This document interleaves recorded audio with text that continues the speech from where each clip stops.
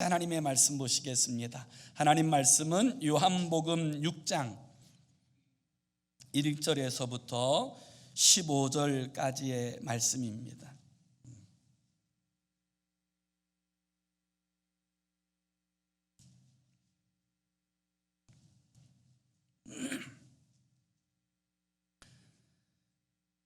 요한복음 6장 1절에서 15절까지 우리 함께 읽습니다. 시작. 그 후에 예수께서 디베라의 갈릴리 바다 건너편으로 가심에 큰 무리가 따르니 이는 병자들에게 행하시는 표적을 보았음이로라. 예수께서 산에 오르사 제자들과 함께 거기 앉으시니 마침 유대인의 명절인 유월절이 가까운지라. 예수께서 눈을 들어 큰 무리가 자기에게로 오는 것을 보시고 빌립에게 이르시되 우리가 어디서 떡을 사서 이 사람들을 먹이겠느냐 하시니 이렇게 말씀하시면 친히 어떻게 하실지를 아시고 빌립을 시험하고자 하심이라. 빌립이 대답하되 각 사람으로 조금씩 받게 할지라도 200데나리온의 떡이 부족하리이다. 제자 중 하나 곧 시몬 베드로의 형제 안드레가 예수께 여짜오되 여기 한 아이가 있어 보리떡 5개와 물고기 2마리를 가지고 있나이다. 그러나 그것이 많은 사람에게 얼마나 되겠사옵나이까. 예수께서 이르시되 이 사람들로 앉게 하라 하시니 그곳에 잔디가 많은지라 사람들이 앉으니 수가 5,000명쯤 되더라. 예수께서 떡을 가져 축사하신 후에 앉아있는 자들에게 나눠주시고 물고기도 그렇게 그들의 원대로 주시니라. 그들이 배부른 후에 예수께서 제자들에게 이르시되 남은 조각을 거두고 버리는 것이 없게 하라 하심으로 이에 거두니 보리떡 5개로 먹고 남은 조각이 12바구니에 찼더라. 그 사람들이 예수께서 행하신 이 표적을 보고 말하되 이는 참으로 세상에 오실 그 선지자라 하더라. 그러므로 예수께서 그들이 와서 자기를 억지로 붙들어 임금으로 삼으려는 줄 아시고 다시 혼자 산으로 떠나가시니라. 아멘. 사랑하는 필그림 가족 여러분, 여러분들의 삶의 자리에서 여러분의 삶의 목적과 방향을 바꿀 만한 여러분 전환점을 맞이한 적이 있으십니까? 살아왔던 이 삶의 자리를 돌이켜야 될 만한 어떤 영적인 또 우리의 삶의 전환점이 될 만한 그런 일들을 경험하신 적이 있으신지요? 지난 주일 우리 새가족부에서도 함께 나누었던 주제이기도 한데요, 이 전환점이라고 하는 말은 영어로 터닝 포인트예요. 이 어떤 사건 때문에 삶의 방향과 목적이 달라진 계기를 전환점 이렇게 이야기하는데, 이 성경에는 이 전환점을 맞이한 사람들의 이야기가 가득 차 있습니다.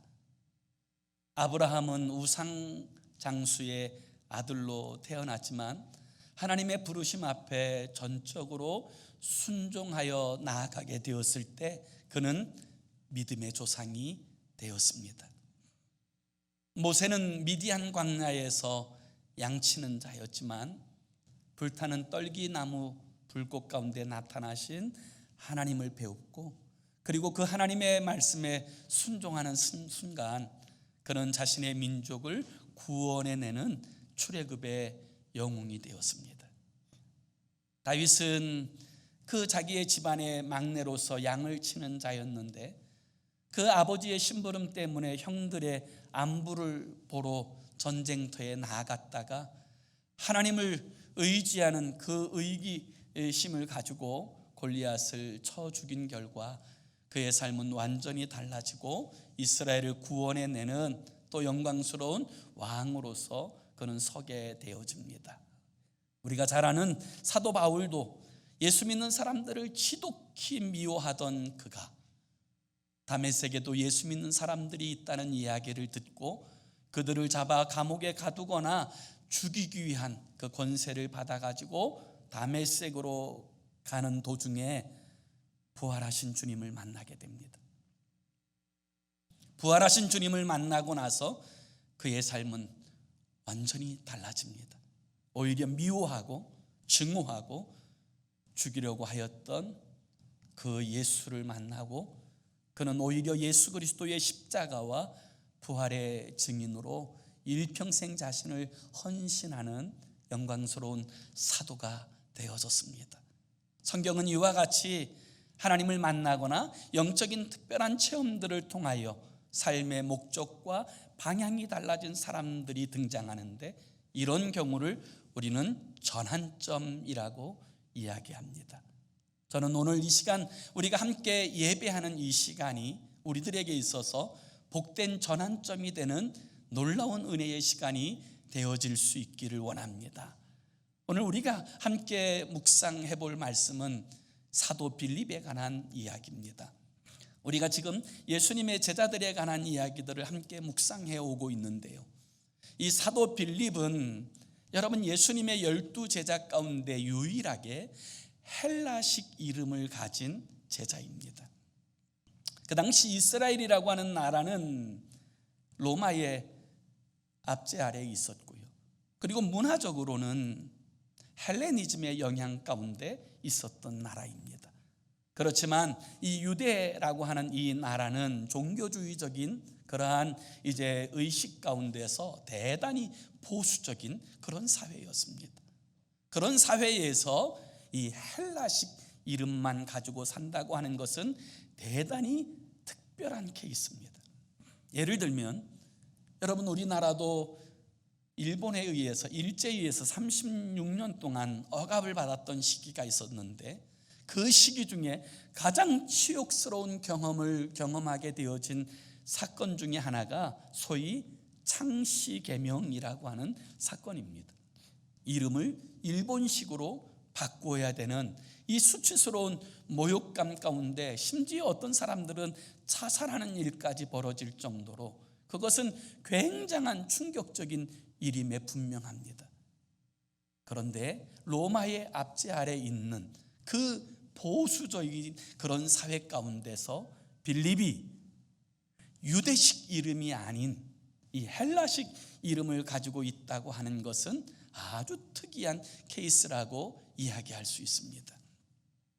실제로 유대 사람들 가운데서도 개중에는 유대식 이름을 본 이름으로 하고 편의를 위해서 헬라식 이름을 가지고 있는 사람들도 있었습니다. 그러나 유대식 이름이 없이 헬라식 이름만 가지고 사는 사람은 성경에 거의 등장하지 않습니다. 이 빌립이라고 하는 이름이 왜 그에게 주어졌을까요? 실제로 그 시대적인 상황을 살펴보게 되어지면 이 페르시아의 왕으로서 전 세계를 제패했던, 심지어 팔레스타인 땅까지 제패했던 알렉산더라고 하는 이 대왕의 이야기가 등장합니다. 그런데 이 알렉산더의 아버지의 이름이 빌립입니다. 그래서 사람들은 이 알렉산더보다 이 알렉산더를 그렇게 양육해낸 이 빌립이 더 위대하다고 생각하는 사람들이 많았는데, 그 영향 가운데서 이 빌립이라고 하는 이름들이 사용되기 시작했습니다. 그 중에 또 성경에 등장하는 한 사람이 있습니다. 그는 바로 예수님이 태어나자마자 예수님을 죽이려고 했던 헤롯 대왕, 이 헤롯 대왕이 아들을 낳게 되었을 때 그 이름을 빌립이라고 지었습니다. 그런 의미에서 본다면 이 빌립이라고 하는 그 이름을 통하여 우리가 살펴보면 그는 적어도 이 신앙적인 영적인 가정에서 태어난 것은 아닐 것입니다. 이 세상적이고 그리고 현실에 타협하는 그런 가정에서 태어났음이 분명합니다. 왜냐하면 이 빌립이라고 하는 그 이름의 뜻 자체도 이 영적인 의미를 부여할 만한 그런 이름의 뜻이 아니기 때문입니다. 이 빌립이라고 하는 그 이름의 뜻은 전쟁의 이 전투적인 것을 사랑하는, 말을 사랑하는 자라는 이름입니다. 여기서 말은 언어가 아니라 이 전쟁에 출정하는 이 말을 말하는 거거든요. 그런 이 빌립, 이 신앙적 가정이 아닌 이 세상과 타협하면서 현세적인 것들을 추구하는 그런 불신앙의 가정에서 이 빌립은 출생하였을 것입니다. 그런데 주님께서 그런 빌립을 부르십니다. 그것도 주님의 영광스러운 제자로 불러주시죠. 이 빌립에 관한 인적 사항을 가만히 살펴보면 이 빌립은 벳세다에 살았습니다. 이 벳세다라고 하는 이 지역에는 이 빌립 말고도 유명한 사람이 있는데 그가 누구냐면 바로 베드로와 안드레입니다. 이 베드로와 안드레의 이야기는 이 벳세다 사람들에게 가장 중요한 큰 빅 이슈였을 것입니다. 그리고 이 베드로와 안드레가 이 주님의 부르심 앞에 모든 것을 버리고 주님을 따랐다는 이야기를 빌립은 들었을 것입니다. 그리고 그 다음 날 주님은 그 빌립을 찾아가십니다. 그리고 그 빌립을 부르세요. 요한복음 1장 43절과 44절에 보면 빌립을 부르시는 예수님의 모습에 대하여 이렇게 증언합니다. 이튿날 예수께서 갈릴리로 나가려 하시다가 빌립을 만나 이르시되 나를 따르라 하시니 빌립은 안드레와 베드로와 한 동네 벳세다 사람이라. 주님이 빌립을 보자마자 느닷없이 이렇게 말씀하세요. 나를 따르라. 여기에 여러 가지 이야기도 말씀하지 않으시고 그저 나를 따르라 이렇게 말씀하시자 놀랍게도 빌립은 모든 것을 버리고 주님을 따릅니다. 주님을 따르는 사람들의 첫 번째 특징은 무엇이냐면 이 주님의 부르심을 자신의 삶에 가장 우선에 두는 사람들이라는 거예요. 그래서 베드로든 안드레든 야고보든 요한이든 이 주님의 부르심 앞에 배와 부친을 버려두고 모든 것을 버리고 주님을 따랐던 것처럼 빌립도 자신의 모든 것을 버려두고 주님을 따르기 시작합니다. 그래서 예수님의 제자들의 이 첫 번째 특징이 뭐냐면 주님을 첫 번째 순위에 올려놓고 사는 사람이라는 것을 볼 수가 있습니다. 이것이 중요합니다. 그리고 두 번째 특징이 무엇이냐면 이 주님께서 따르라고 말씀하셨을 때 주님을 따른 사람들은 누구든지 자기의 형제나 이웃을 전도하였다는 것입니다. 안드레가 주님의 부름 받았을 때 그가 한 첫 번째 일은 자신의 형인 베드로를 주님께로 데리고 오는 것이었습니다. 요한이 주님께로 부름받았을 때 요한이 한 첫 번째 일은 자신의 형인 야고보를 주님께로 전도하는 것이었습니다. 마찬가지로 빌립 또한 주님께로 부름받았을 때 그가 한 첫 번째 일이 뭐냐면 자기의 가장 사랑하는 친구인 나다나엘을 주님께로 데리고 오는 것이었습니다. 그래서 요한복음 1장 45절에 보면 이렇게 이야기합니다. 빌립이 나다나엘을 찾아 이르되 모세가 율법에 기록하였고 여러 선지자가 기록한 그 일을 우리가 만났으니 요셉의 아들 나사렛 예수니라. 그래서 이 안드레가 베드로를 데리고 온 것처럼 이 요한이 야고보를 데리고 온 것처럼 이 빌립은 나다나엘을 주님께로 데리고 옵니다. 이것이 주님의 제자들의 두 번째 특징이라고 이야기할 수 있어요.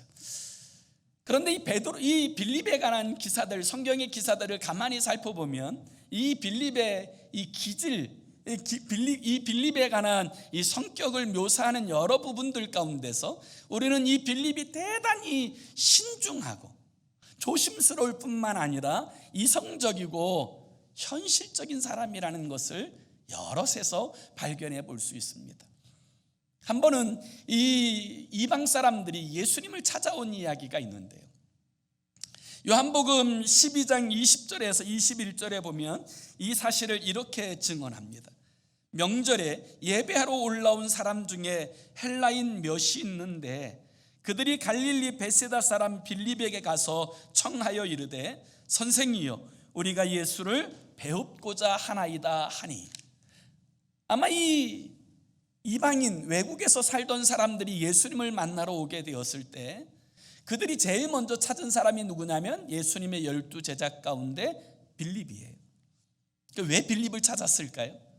아무래도 이름이 헬라식 이름, 이 자신들과 뭔가 통하고 이 말하면 뭔가 되어질 것 같은 그 이름인 이 빌립을 찾습니다. 그래서 우리가 예수님을 배우고자 합니다, 이렇게 이야기합니다. 자, 그렇다면 이 빌립이 할 수 있는 일이 무엇입니까? 자신의 선에서 이 사람들을 예수님께로 데려갈 것인가, 데려가지 않을 것인가를 결정하면 됩니다. 그런데 이 빌립은 자기가 결정하지 않아요. 그래서 여러분, 요한복음 12장 22절에 보면 빌립이 안드레에게 가서 말하고 안드레와 빌립이 예수께 가서 여쭈니, 이 헬라에서 온 사람들이 예수님을 뵙고자 하였을 때 이 빌립은 조심성 있고 신중한 사람이기 때문에 이 사람들을 바로 데리고 예수님께로 가지 않습니다. 자기의 동양 친구인 안드레를 찾아가요. 그리고 어떻게 했으면 좋겠는지 상의하고 의논해요. 그런 다음에 그들을 예수님께 데리고 가는 장면이 등장합니다. 그는 대단히 조심스러운 이성주의자이고 현실주의자라고 이야기할 수 있지요. 그런데 이 문제는 그의 영적인 상태, 신앙의 일에 있어서도 여지없이 드러납니다. 요한복음 14장에 보면 예수님께서 제자들을 불러놓고 이렇게 말씀하시는 장면이 등장해요. 내가 하나님의 아들인 것과 그리고 하나님께서 나와 동등하신 분인 것을 분명하게 말씀하세요. 그리고 나서 뭐라고 말씀하시냐면 나를 통하지 않고서는 누구든지 아버지께로 나아갈 자가 없다고 말씀하세요. 그 유명한 요한복음 14장 6절에 보면 이렇게 말씀하세요. 예수께서 이르시되 내가 곧 길이요 진리요 생명이니 나로 말미암지 않고는 아버지께로 올 자가 없느니라, 이렇게 말씀하세요. 그리고 나서 주님께서 뭐라고 말씀하시냐면 나를 알면 곧 하나님을 아는 것이고 나를 보는 것이 곧 하나님 아버지를 보는 것이라고 말씀하세요. 그래서 그 다음 7절에 보면 너희가 나를 알았더라면 내 아버지도 알았으리로다. 이제부터는 너희가 그를 알았고 또 보았느니라. 나를 아는 것이 하나님 아버지를 아는 것이고 나를 본 것이 곧 아버지를 본 것과 같은 것이다라고 말씀하셨음에도 불구하고 빌립이 또다시 주님께 이렇게 묻습니다. 그 다음 절인 8절에 보면 빌립이 이르되 주여 아버지를 우리에게 보여주옵소서, 그리하면 족하겠나이다. 주님의 말씀을 듣고도 자신이 직접 하나님 아버지를 보아야 믿겠다라고 생각하는 그런 현실주의자이고 이성주의자라고 이야기할 수 있습니다. 주님은 이 빌립의 성향을 아십니다. 그리고 이 빌립을 온전한 믿음의 사람으로 세우기를 기대하시면서 주님께서 행하시는 하나의 이야기가 오늘 우리가 읽은 이 본문의 말씀의 내용이에요. 유월절이 가까워졌을 때 유대인 최대의 명절인 이 유월절에는 사람들의 마음이 들뜨고 그리고 이 예루살렘으로 나아가는 여정에 오르게 되는데, 이 유월절이 가까워졌을 때 예수님께서 행하신 놀라운 일들을 경험한 사람들이나 또 그 이야기를 들은 사람들이 주님을 뵙기를 원했습니다. 그래서 사람들이 주님이 계시다고 하는 이 벳세다 이 지역으로, 그 광야로 사람들이 몰려오기를 시작합니다. 얼마나 몰려왔냐면 이 남자만 5,000명. 여기서 여러분, 이 숫자 5,000이라고 하는 이 수는 이 전쟁이 많은 그 시기에 적어도 칼을 들고 싸울 수 있는 그 숫자만을 표시한 것입니다. 그러니까 여자와 어린아이까지 합치면 아마 훨씬 많은 사람의 숫자가 이 벳세다 광야에 모였을 것입니다. 이 모여드는 모습을 보고는 주님께서 12제자 가운데 빌립을 부르세요. 그리고 빌립에게 이렇게 말씀하세요. 우리 한번 다 같이 5절 말씀을 한번 같이 읽어볼까요? 5절 함께 읽습니다. 시작. 예수께서 눈을 들어 큰 무리가 자기에게로 오는 것을 보시고 빌립에게 이르시되 우리가 어디서 떡을 사서 이 사람들을 먹이겠느냐 하시니, 그 많은 사람들이 진짜 구름대처럼 몰려드는 그 상황 가운데서 주님은 빌립을 부르세요. 그리고 이렇게 물어보세요. 빌립아, 이렇게 많은 사람들이 계속 몰려들고 있는데 이 많은 사람들을 어떻게 먹일 수 있을까?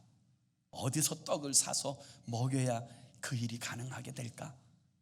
이 일에 대해서 빌립에게 물어보세요.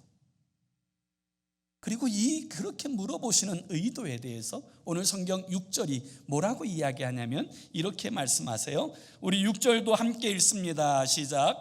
이렇게 말씀하시면 친히 어떻게 하실지를 아시고 빌립을 시험하고자 하심이라. 주님은 그렇게 몰려든 사람들을 어떻게 행할 것인지에 대한 계획, 그 플랜이 이미 다 세워져 있어요. 그렇지만 주님께서 이 빌립을 지정하여서 그를 부르시고 그와 같이 물으시는 이유는 이 빌립을 시험하고자 하심이라, 이렇게 성경은 증언하고 있어요. 여기서 말하는 이 시험은 템테이션이 아니에요. 테스트예요. 예수님의 12제자 가운데 계산에 빠르고 이성적이고 현실적인, 그래서 하나님의 그 영적인 세계와 그 하나님의 영광을 보지 못하는 이 빌립이 너무나도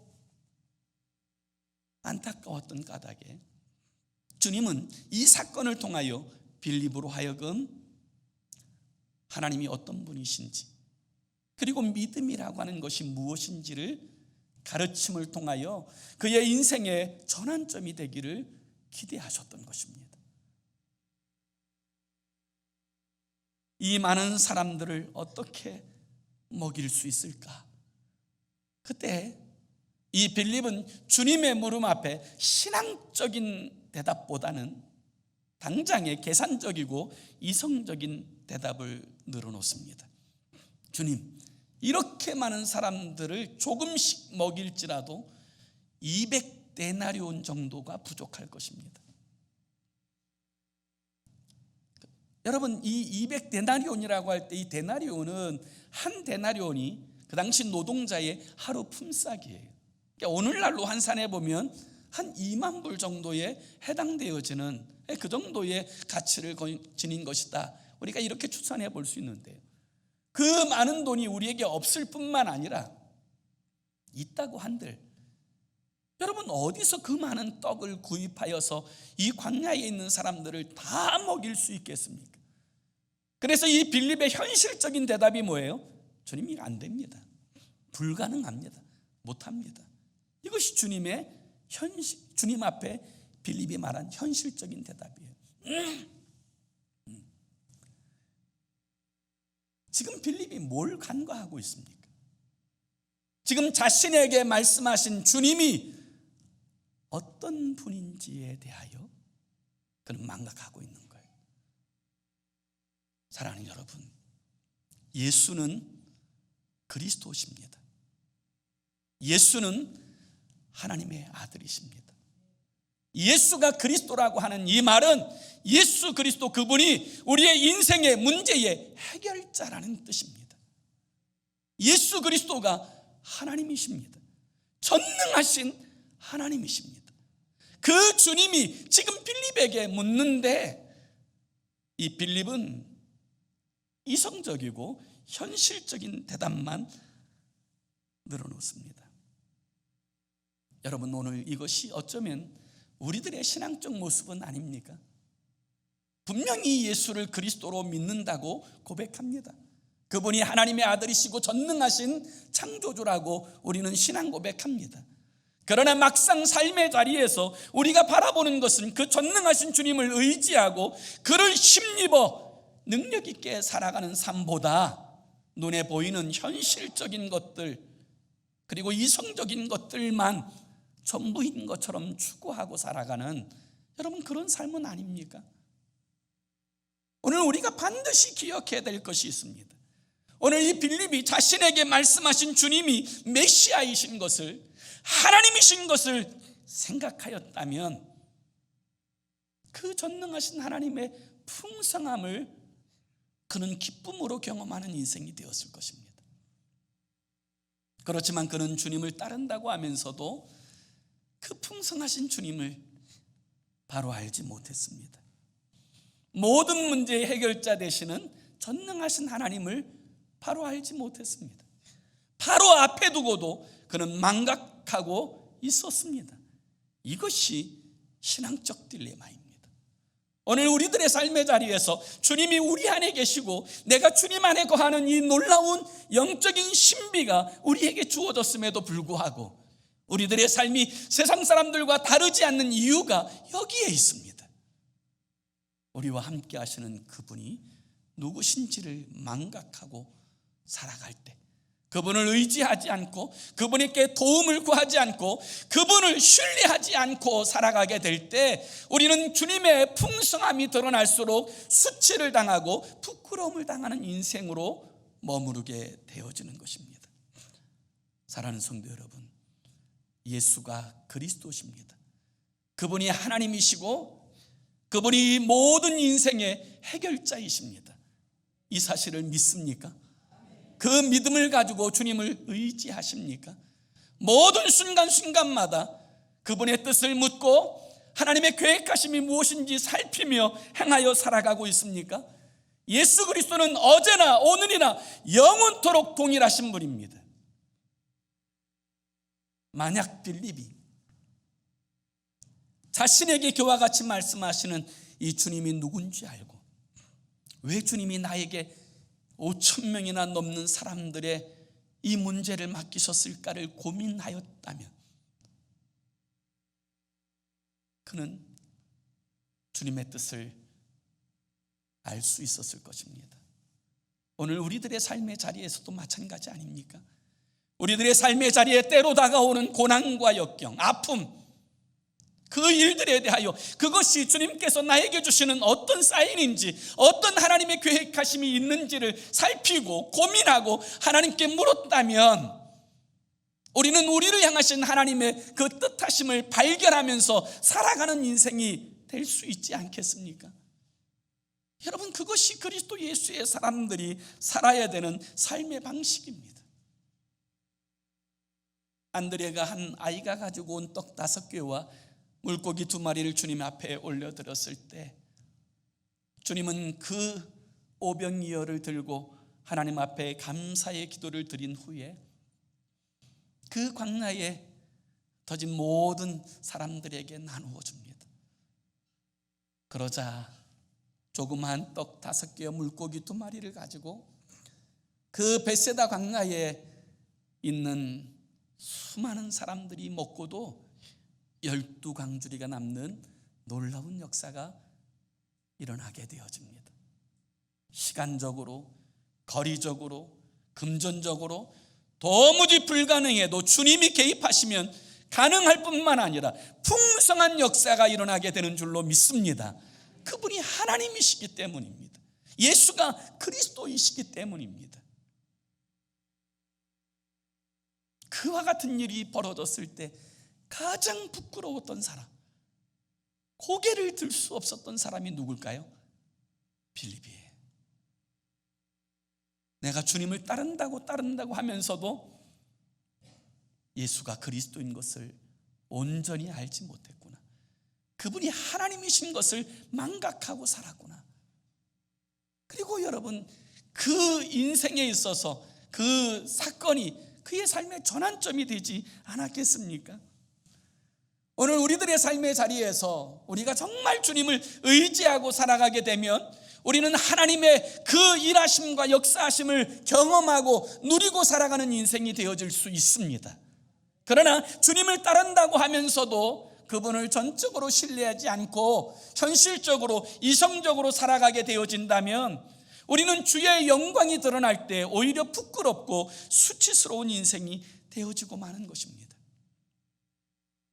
사도 바울은 하나님에 대한 신앙 고백을 이렇게 표현하여 고백했어요. 제가 참 좋아하는 말씀인데 에베소서 3장 20절에 보면 사도 바울은 이렇게 이야기합니다.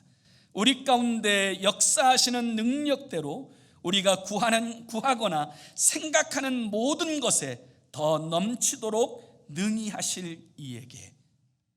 하나님은 우리가 생각하는 것이나 우리가 구하는 모든 것에 더 넘치도록 능히 하시는 하나님이신 줄로 믿습니다. 그러므로 사랑하는 여러분, 하나님을 믿을 때 죽은 하나님 믿지 말고 살아계신 하나님 믿으십시오. 능력 없는 하나님 믿지 말고 능력으로 충만한 전능하신 하나님을 신뢰하십시오. 우리가 하나님을 믿는다고 할 때 그 믿음의 대상이 누구냐, 이것이 중요합니다.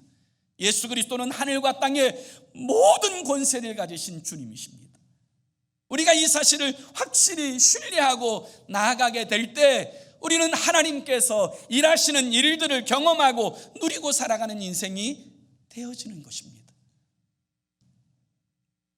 한 세대를 영적으로 이끌었던 빌리 그레함이라고 하는 목사님이 계셨습니다. 이 빌리 그레함 목사님의 이 자서전을 읽어보면 이분에게 터닝 포인트가 되는 하나의 사건이 있었습니다. 20대에 이분이 공부하는 그 대학교에서 자유주의 신학자 한 분이 계셨는데, 이 자유주의 신학자 이 교수가 끊임없이 성경에 대해서 이렇게 이야기하였답니다. 이 성경은 하나님의 말씀도 있지만 사람의 말로도 가득하다. 이 자유주의 신학자가 하는 이야기를 계속 듣는 동안에 이 믿음에 막 회의가 들기 시작하더랍니다. 성경의 말씀이 다 하나님의 말씀이 아니고 사람의 이야기도 있는 것이야. 이 성경에 기록된 대로 하나님의 그 전능하심을 통하여 드러나는 모든 기적이 이 하나님께서 직접 행하신 것이 아니라 사람이 지어낸 것도 있는 것이야.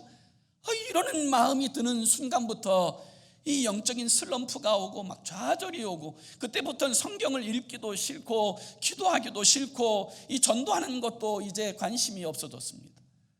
그럴수록 막 영적으로 너무너무 다운되던 그때 마지막으로 힘을 내서 다시 한번 하나님 앞에 이 문제를 가지고 기도해야 되겠다 생각을 해서 휘튼 대학교의 그 뒷동산에 올라가서 하나님 앞에 엎드려서 이렇게 기도했다고 합니다. 하나님, 제가 자유주의 신학자들과 여러 학문을 접하다 보니 제 마음에 영적 회의가 생겼습니다. 어떻게 하면 좋을까요? 그렇게 한참을 기도한 다음에 앉아서 가만히 묵상하기 시작하는데 이런 마음이 들더라는 거예요. 사람이 알면 얼마나 안다고, 똑똑하다고 이야기하는 사람들이 알면 얼마나 안다고, 그가 어떻게 다 하나님을 알 수 있을까? 전능하신 하나님께서 못하실 일이 어디 있을까? 이와 같은 마음이 딱 들고 나니까 그동안 자신이 회의하고 낙심했던 이유가 말끔하게 사라지더라는 거예요. 그래서 그는 그 자리에 엎드려서 이렇게 회개했다고 합니다. 하나님, 제가 하나님의 말씀 대신에 사람의 말을 들었습니다. 이제는 오직 하나님의 말씀만 듣고 오직 하나님의 말씀만 전하는 자로 살겠습니다. 그것이 그 인생의 터닝 포인트였어요. 그때부터 그는 오직 하나님의 말씀이 진리라는 사실과, 그리고 이 말씀대로 우리의 삶에 이루어진다고 하는 이 사실을 증거하는 복음 전도자로서 자신의 삶을 헌신하였을 때 그는 20억이 넘는 사람들에게 복음을 전하고 이 하나님의 나라를 확장하는 일에 쓰임받아지는 영광스러운 주의 종이 되었습니다. 오늘 우리가 읽은 이 빌립, 그는 대단히 계산적이고 이상적인 현실주의자였지만 이 주님께서 허락하신 이 사건들을 통하여서 주님이 그리스도인 것을 알고, 또 이 사건들을 통하여 이 영적 세계들을 경험하면서 그는 달라지기 시작합니다. 그리고 오순절날 성령의 충만함을 받고는 그는 완전히 새로운 사람이 되어집니다. 그때부터 이 빌립은 어떤 사람과 비교할 수 없을 만큼 열정적 전도자가 됩니다. 전승에 의하면 이 빌립은 라오디게아, 골로새서, 갈라디아뿐만 아니라 프랑스 지역에까지 홀로 들어가서 복음을 전하는 이 열정적인 사역을 하다가 히에라볼리에서 잡혀 십자가에 순교당하는 그 순간까지 그는 어떤 제자보다 열정적으로 복음을 전하는 그런 하나님의 사람으로 드러나 있습니다. 사랑하는 성도 여러분, 오늘 우리들의 신앙이 혹시 빌립과 같이 대단히 계산적이고 이성적이고 현실적인 그런 신앙적 모습을 가지고 살아가고 있지는 않습니까? 전능하신 하나님이 우리와 함께 하시다는 사실을 망각한 채 어떤 문제와 현상들이 있을 때마다 좌절하고 낙심한 채 염려와 근심에 사로잡힌 채 살아가고 있는 그런 삶의 자리에 있다면 오늘 이 시간이 우리의 삶의 전환점이 되어서 이제는 믿음으로 주님을 붙들고 믿음으로 나아가는 저와 여러분의 삶이 되어질 수 있기를 예수의 이름으로 축원합니다. 기도합시다. 우리 함께 같이 기도하기 원하는데요, 이 현실주의자인 빌립이 이 주님께서 나타내시는 이 일들을 통하여 비전주의자가 되어서 하나님의 나라를 세우는 이 영적인 거선이 되었습니다.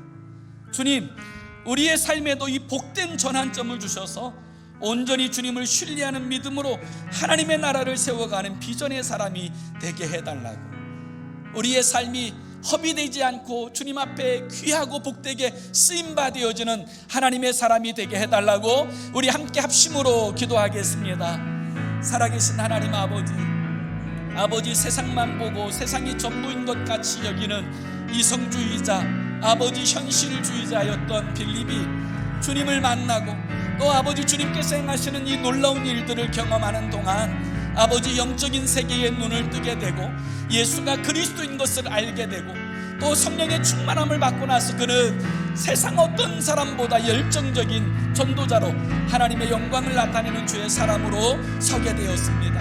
하나님 아버지, 오늘 우리들의 삶의 자리에서도 아버지 영적인 눈이 가려진 채 아버지 눈에 보이는 현실에 급급하여 살아가는 우리들의 삶을 돌아봐 주셔서 아버지 하나님 복된 전환점이 아버지 되게 하여 주시고 이제는 아버지 현실의 눈, 이성의 눈으로 보는 것이 아니라 믿음의 눈으로 보고 믿음의 역사를 나타내는 하나님의 사람으로 우리의 삶이 주 앞에 쓰임받게 하시고 우리 주님을 기쁘시게 하는 주의 사람이 되도록 우리를 다스려 통치하여 주시옵소서.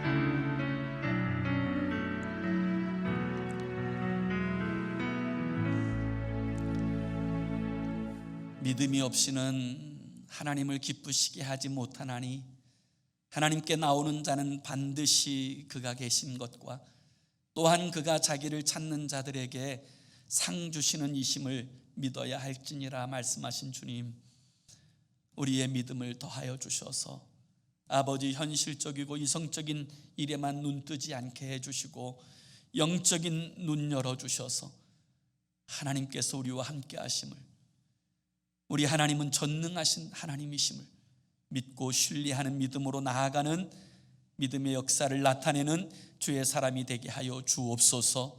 예수 그리스도의 이름으로 기도 올리옵나이다. 아멘.